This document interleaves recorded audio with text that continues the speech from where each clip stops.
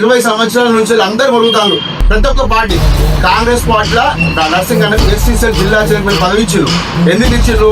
ప్రతిపక్షంగా ఉండి కొట్లాడి కొన్ని కేసులు అయితే రౌడీ షీట్ అయింది, కానీ బయట జనాలను బెదిరించో ఈ కబ్జాలు చేసో ఇది అయింది కాదు బిడ్డ. రౌడీ షీటర్ గుండె ఆట బిడ్డ, నేను మెడకు బెల్టేసి మా అన్న గేటు కట్టేస్తా, కాపల కుక్కలు ఇక్కడ ఉండాలి, అప్పుడు చెప్తారు బిడ్డ మీరు.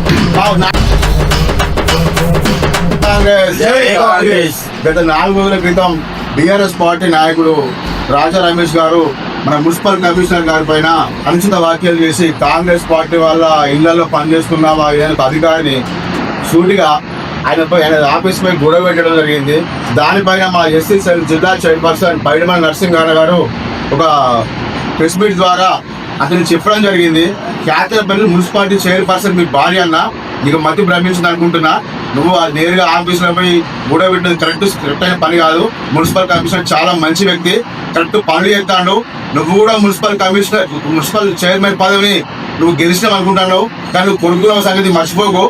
నిన్న ఒక విద్యార్థి నాయకుడు మొరుగుతాడు, పాపం వానికి ఏం తెలియదు, వాడు రౌడీ షీటర్ అంటాడు. అరే బచ్చా కుక్క, నువ్వు చాలా చిన్నవిరా. గత 20 సంవత్సరాల నుంచి అందరూ మొరుగుతారు. ప్రతి ఒక్క పార్టీ కాంగ్రెస్ పార్టీలో నర్సింగ్ అనే ఎస్సీసీ జిల్లా చైర్మన్ పదవి ఇచ్చారు. ఎందుకు ఇచ్చారు? ప్రతిపక్షంగా ఉండి కొట్లాడి కొన్ని కేసులు అయితే రౌడీ షీట్ అయింది, కానీ బయట జనాలను బెదిరించో ఈ కబ్జాలు చేసో ఇది అయింది కాదు బిడ్డ. మీరందరూ గుర్తుంచుకోవాలి. నేను మళ్ళీ చెప్తున్నా, 20 సంవత్సరాల నుంచి కుక్కలు మురుగుతూనే ఉన్నాయి. మీరు మురిగినంత మాత్రం ఏం కాదు.